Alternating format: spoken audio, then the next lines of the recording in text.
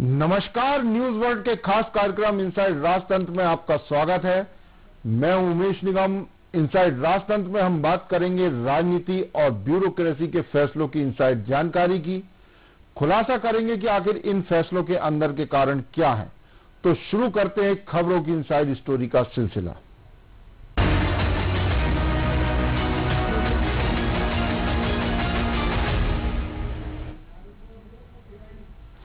राज्य सरकार अपने खजाने की माली हालत को सुधारने और सरकारी बजट का बेहतर उपयोग करने के वास्ते अब सलाहकार की मदद लेगी। इसके लिए राज्य सरकार वित्तीय सलाहकार नियुक्त करेगी जो वित्त विभाग के अधीन रहकर काम करेगा। राज्य सरकार ने वित्तीय सलाहकार के लिए सेवा शर्तें निर्धारित कर दी हैं। नियुक्ति की प्रक्रिया चयन समिति के माध्यम से होगी। दरअसल सरकार की माली हालत कुछ ठीक नहीं चल रही। इसके चलते विकास के कार्यों सहित बाकी कामकाज प्रभावित हो रहे हैं। वित्तीय वर्ष 2021-22 में जुलाई से दिसंबर तक मध्य प्रदेश की सरकार 14,000 करोड़ का कर्जा ले चुकी है। राज्य सरकार ने यह कर्जा वर्ष 2031 से 2041 तक की अवधि के लिए 5.99% से लेकर 9% की ब्याज दर से लिया है। जुलाई, सितंबर, अक्टूबर और नवंबर 2021 में 7 बार राज्य सरकार ने कर्ज की यह राशि विभिन्न वित्तीय संस्थानों से ली थी। सबसे ज्यादा 6,000 करोड़ की राशि का कर्ज 3 बार सितंबर 2021 में लिया गया था। प्रदेश की विकासात्मक गतिविधियों के चलते 18 माह में कर्ज की वृद्धि हुई है। वर्ष 2020-21 के बजट अनुमान में 1,47 अरब 63 करोड़ 55 लाख 72 हजार की राशि कर्जों के भुगतान और 1,64 अरब 60 करोड़ 21 लाख 46 हजार की राशि ब्याज अदा करने के लिए रखी गई थी। 2021-22 के बजट और अनुपूरक बजट में मार्च 2022 तक 2,53,335 करोड़ 60 लाख रुपए के कर्ज का अनुमान है।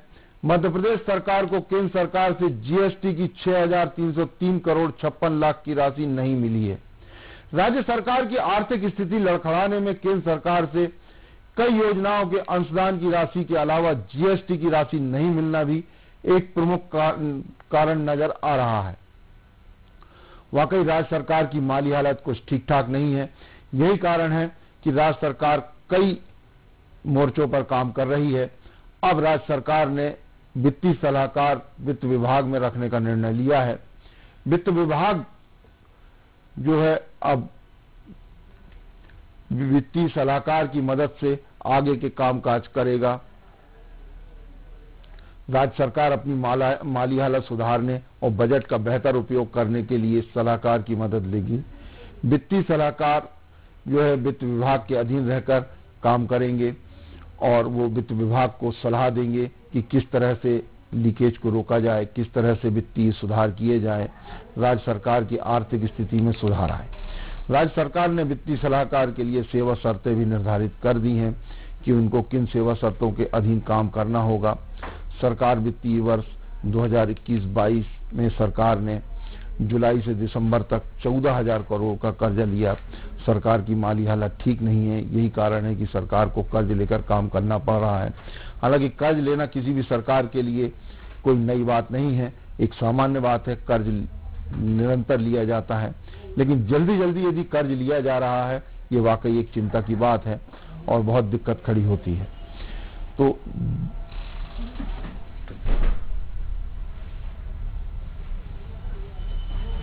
जुलाई, सितंबर, अक्टूबर और नवंबर 2021 में 7 बार राज्य सरकार ने कर्जा लिया है।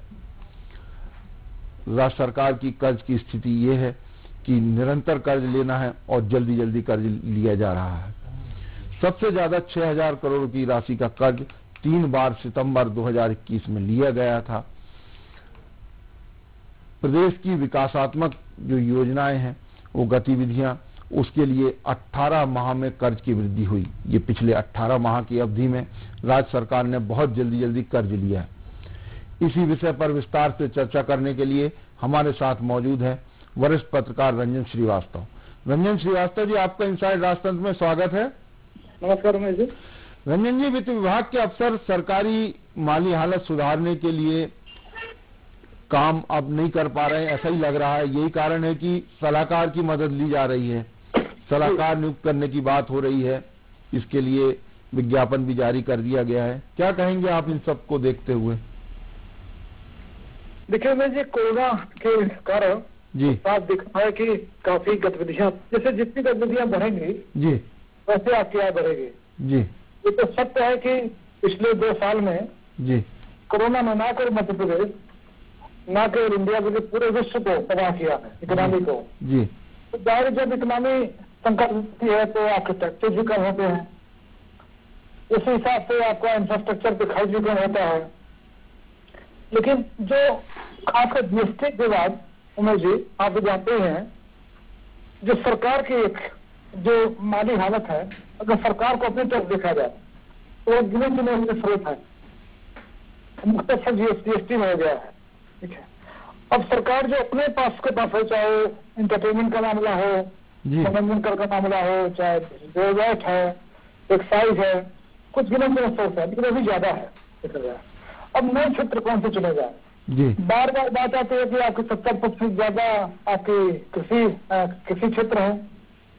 कृषि क्षेत्र आए ऐसा कोई डायरेक्टली तो आता नहीं है, इनडायरेक्टली आता है। फिर बंदा आता है कि यहाँ पर मिडिल क्लास है जी, मिडिल क्लास से पहले कोई बोझ चढ़ा हुआ है। तो जब वित्तीय सलाहकार आते हैं या पहले हुए आगे होंगे, एक पहली बार तो नहीं हो रहा है जी जी, एक करता का मैं इसी पे सरप्राइज होता हूँ जी। आखिर वित्तीय सलाहकार आने से वित्तीय व्यवस्था ठीक होनी है जी, और तो खुद पटी होती जी हाँ, तो होता तो जहाँ पे ऑलरेडी खर्चा बढ़ा हुआ सरकार का जी, इनकम कम है, टैक्सेस कम है, तो वित्तीय सलाहकार आने से ऑलरेडी बोझ बढ़ता है, सरकार वित्तीय भार बढ़ती है। नंबर 1। नंबर 2 मुझे जानना है कि जो भी मेरा मानना है जी, कि जो आपके एडमिनिस्ट्रेटिव सर्विस है, IAS के लोग हैं जी, ये डिफरेंट बैकग्राउंड से आते हैं उमेश जी, आप जानते हैं जी। उसमें से फाइनेंस सेक्टर के लोग हैं जो ज्यादा जानते हैं, मेडिकल क्षेत्र के लोग हैं। तो मुझे लगता है कि ऐसे लोग जो सचिव है वित्त विभाग में है जी, IAS अगर सरकार के लोग हैं, उनके पास बुद्धि तो नहीं है, काफी जानकार लोग हैं, ज्ञानवान लोग हैं जी जी। तो अगर जो उस क्षेत्र के लोग हैं, कोई सही जगह बैठा है, उन्हीं की मदद है, हमको लगता है बहुत कुछ चीजें सही हो सकती है। रंजन जी, सरकार को अपने लीकेज पे ध्यान नहीं देना चाहिए? माली हालत में काफी सुधार होगा, ये सही है कि ये तो अभी एक कोरोना काल है, लेकिन पिछले भी कई सालों में देखा जाए, कोरोना काल से पहले भी, तब भी स्थिति जस की तस थी जी। तो सरकार को जो ये लीकेजेस हैं, जहां ज्यादा बर्बादी है या कहीं कोई रोकने का है, तो उन पे ज्यादा ध्यान देना चाहिए। होता ये है कि आदेश निर्देश दिए जाते हैं, वो हवा हवाई हो जाते हैं, उसका नीचे तक वैसा पालन नहीं होता, ऊपर से नीचे तक नहीं होता है, नीचे भी नहीं हो रहा है और ऊपर भी नहीं हो रहा है। क्या कहेंगे? जो विषय था बड़ा अच्छा विषय है, मुझे लगता है कि लीकेज पे तो पूरा अब दिन भर की डिबेट चला सकते हैं जी। और आपने जैसे पैसे के बारे में बड़ा अच्छा सिद्धांत है जी, कि मनी सेविंग मनी हार्ड जी। तो जब पैसे आपने सेव कर लिए वो आपकी अर्निंग होती है जी। जैसे जो बच्चे गुल्लक में पैसा डालते हैं और बाद में उससे गुल्लक भरना पड़ता है जी, अच्छा पैसा आता है। तो ऐसे सरकार अगर वाकई वित्तीय सलाहकार की आपको मदद चाहिए जी, और आप अगर सिस्टम नहीं कर पा रहा है जी, तो अगर सरकार में इतने उसके विंग है जी, इतने सेक्टर्स हैं, अगर लीकेज रोकना चालू हो जाए जी, अब बिलीव कीजिए, ना तो नया टैक्स लगाना पड़ेगा, ना जनता बोझ आएगा जी, और सरकार माली हल्की हो जाएगी जी। लीकेज में भी आएगा उमेश जी कि जहाँ अननेसेसरी खर्चा हो रहा है। अब जैसे छोटा एग्जाम्पल बताऊँ आपको, बहुत से ऑफिसर हैं जी, वो किसी न किसी निगम में भी है जी हाँ बिल्कुल, 2 गाड़ियां रखे हुए हैं, 2 ड्राइवर रखे हुए हैं, अब 2 बहुत कम बता रहा हूँ आपको। ठीक है, कोई मंत्री अगर है, मंत्री के खिलाफ कोई निगम है, तो निगम गाड़ी वहां लगी हुई है, निगम का ड्राइवर लगा हुआ है, निगम का हुआ लगा हुआ है, किसी बोर्ड या कॉर्पोरेशन का। ये सभी जो है ये अननेसेसरी से चल जाता है, इसलिए उसको लीकेज जानते हैं। इसलिए जो लीकेज की एक्चुअल लीकेज की बात आपने की है जी, उसमें अगर पीडीएफ सिस्टम ले लीजिए आप, ठीक है, तो पीडीएफ सिस्टम अभी जैसे पीएम ने अभी 2 दिन पहले ही जी हाँ 2 सस्पेंड किया है। इसके अलावा रंजन जी, जो पीडीएस की आपने बात की, लाडली लक्ष्मी का भी घोटाला अभी सामने आया, स्मार्ट सिटी टेंडर घोटाला है, ई टेंडर घोटाले हैं, और भी बहुत सारे योजनाओं के घोटाले, टेक होम राशन वाला है जी, वो घोटाला लीकेज ही है। जी हाँ बिल्कुल जी। और दूसरी बातें है, ये फर्स्ट हुई है पिछले कुछ साल में जी 10-20 सालों में कल्चर बनता है प्रचार में। कल्चर है कि कोई भी अगर योजना है, मान लीजिए रोड बनने की योजना है जी, तो ठीक है, तो उसको इतना उसको स्टेटेड दूसरा जो कास्ट है इतना स्टेटेड कर दिया जाए कि जो उसका एक्चुअल कास्ट है उसके बाद भी उस कास्ट आ रही है, उस कास्ट को आपस में बात होता है जी। अगर अच्छी मॉनिटरिंग हो, ठीक से टेक्निकल कमेटी हो, जो कास्ट हम रख रहे हैं किसी प्रोजेक्ट का जी उसके ऐसे कास्ट है क्या, या फिर उसमें भी लीकेज है, उसमें जानबूझ के बढ़ाया गया है। दूसरी बात है जो एक्चुअल कास्ट किसी प्रोजेक्ट का है वो आखिर एक्चुअल खर्चा हुआ क्या, एक्चुअल खर्चा नहीं हुआ है, वो भी लीकेज है। क्योंकि अगर कम पैसे में काम होता है तो निश्चित ही वो काम बिगड़ेगा, सड़कें खराब होंगी, बिल्डिंग खराब होगा, और फिर सरकार का और पैसा लगेगा, सरकार पैसा जनता का पैसा जी जी। तो लीकेज कारण ही हमारे ऊपर टैक्स हो जाएगा, सरकार की माली हाथ पे बोझ जाएगा।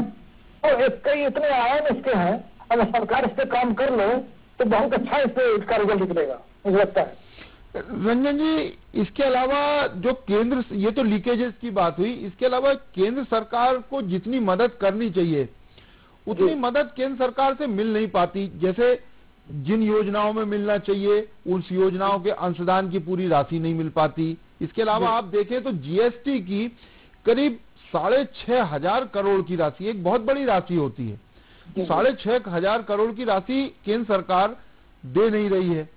तो ये भी एक कारण है सरकार की माली हालत खराब होने के, जो केंद्र सरकार यदि पर्याप्त मदद करती रहे, क्योंकि केंद्र को भी राशि पर्याप्त मिल रही है जी। इसके भी जैसे दो पक्ष हैं उमेश जी। पहला पक्ष तो है कि केंद्र जो पैसे जारी कर रहा है, फंड जारी कर कब कर रहा है जी जी। और देखिए जब भी होता है माना जाता है, हम इसको एक अंडरस्टैंडिंग समझें इस चीज का। जी हाँ। अगर स्टेट में आपकी सरकार की दूसरे पार्टी की है, सेंटर में किसी दूसरे पार्टी, तो ऐसे में दिक्कत आती है। जी हाँ। यहाँ पे कांग्रेस, वहाँ बीजेपी, यहाँ बीजेपी, वहाँ कांग्रेस, लेकिन अभी दोनों एक ही पार्टी सरकार दोनों जगह पे है, तो दिक्कत नहीं आनी चाहिए, नंबर 1। नंबर 2 है उमेश जी कि बहुत बार फंड का जहाँ तक सिस्टम है, सेंट्रल गवर्नमेंट का बहुत ही सीधा नियम है जी कि जो फंड जारी किया गया है उसका यूटिलाइजेशन सर्टिफिकेट आपको देना है। जी हाँ। जी जी। अगर उससे नहीं दे रहे हैं आप तो आप सेंटर से एक्सपेक्ट नहीं कर सकते कि आप कैसे पैसे रिलीज होंगे। जैसे एग्जांपल बताऊं आपको। जी जी। चंबल एक्सप्रेस वे है, ठीक है, चंबल एक्सप्रेस वे को लेकर सरकार लगातार चिंतित थी, गडकरी साहब का लगातार फोन जाता रहा, बात होती, तो गडकरी जी ने कहा भाई हमारा रोड तब आएगा तो जमीन को एक्वायर करोगे आप। जी हाँ बिल्कुल, ठीक है। फिर जमीन आपने एक्वायर कर लिया और अगर किसान को पैसा दे दिया आपने तभी तो फंड मिलेगा, और अगर किसान को पैसा नहीं दे पाए आप तो फंड कैसे एक्सपेक्ट करेंगे। दोनों पक्ष मैंने कहा कि अगर आप यूटिलाइजेशन सर्टिफिकेट नहीं दे पा रहे हो तो हमें, मुझे पता है बहुत सारी योजना है उसके फंड से नहीं टाइम पे आ पाता है क्योंकि आपने यूटिलाइजेशन सर्टिफिकेट जमा नहीं किया है। जी हाँ। तो दोनों से करना पड़ेगा।